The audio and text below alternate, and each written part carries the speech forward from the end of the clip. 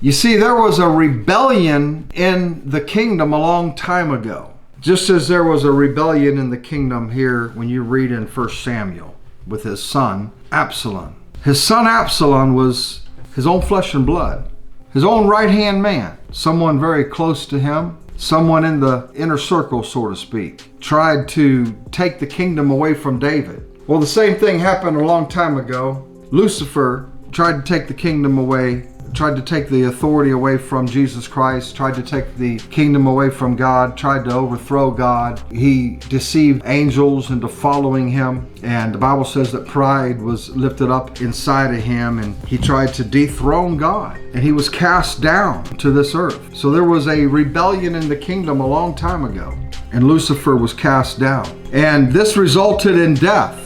Adam and Eve was born into sin. The Bible says, for the wages of sin is death, appointed unto man once to die, and then the judgment. And in this story right here, we see that this river crossing of the River Jordan was unavoidable, just as death is unavoidable. There's no way that we can get from one side to the other without going through the river of death. Now, yes, we're waiting for the second coming of Jesus Christ. That's one thing, but the Bible talks about going the way of all the earth, and it's appointed unto man once to die.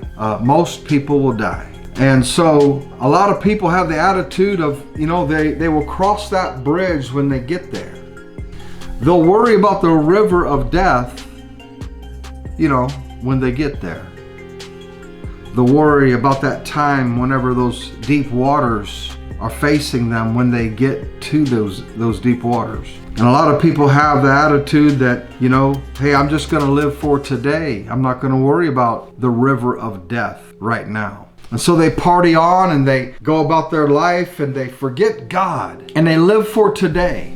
Those of the king's household, it will be different for them.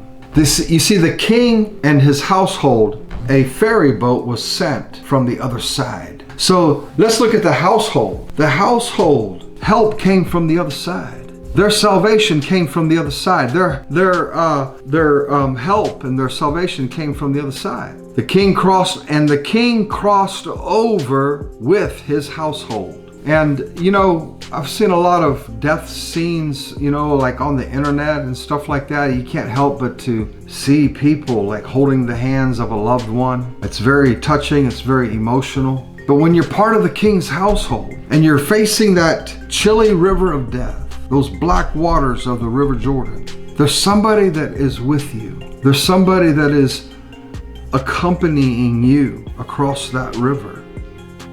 It's the king. The king will not leave those of his household to go across that river alone. And I'm reminded of that famous Psalms 23, though I walk through the valley of the shadow of death, yea, thou art with me. Thy rod and thy staff, they comfort me. He is with us. Think of how important it'll be that day when our body is decrepit and old and we're embarking on that voyage across.